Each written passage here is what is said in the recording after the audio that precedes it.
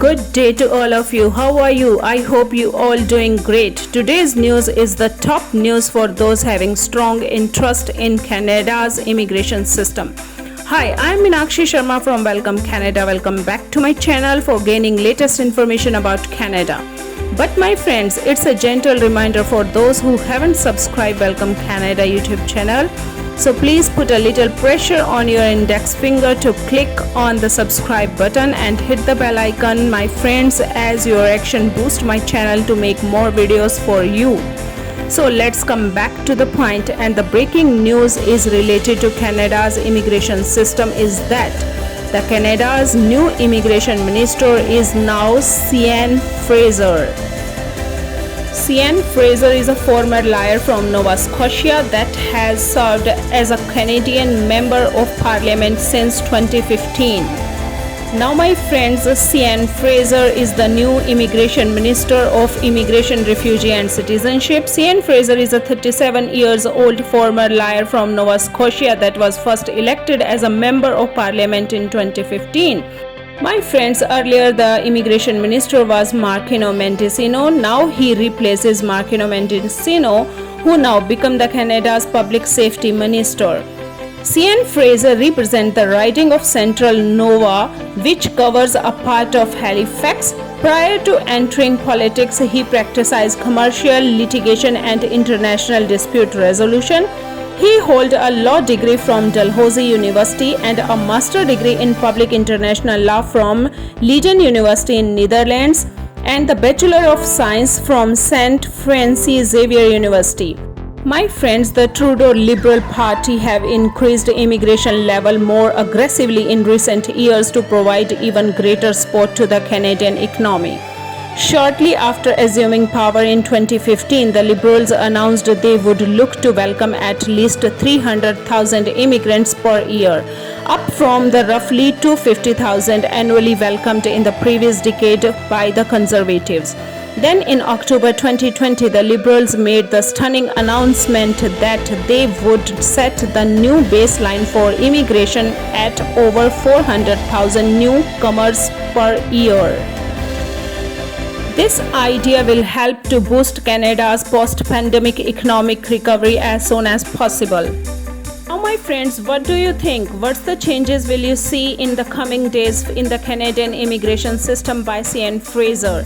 In short run, Immigration, Refugee and Citizenship Canada IRCC will continue to pursue its top priority. My friends, IRCC said their three priorities now achieving their 401,000 new permanent residence target for 2021, family reunification and resettling Afghan refugees. My friends, the big news is that IRCC and the provinces and the territories will also continue to invite immigration candidates through express entry provincial nominee programs, Quebec programs. Application processing will also continue.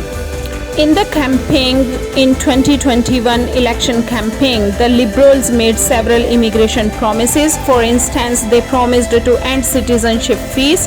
They also want to reduce application processing time and make reform to express entry, such as offering more immigration pathways to temporary foreigner workers and the international students. My friends, based on recent precedent, the new immigration level plan will be unveiled by March 2022. This plan is usually released by November 1st each year, except following elections. The immigration level plan 2022 to 2024 should not contain any surprises, as it will likely continue to articulate Canada's goal to welcome over 400,000 new immigrants annually. My sweet viewers, around that time the federal government will also likely table budget 2022, which may contain major government priorities on immigration system. My friends, don't forget to subscribe Welcome Canada for such kind of pure and latest information that will boost your immigration system as soon as possible. My friends, the Liberals will have major immigration issues that they will need to tackle during their new mandate.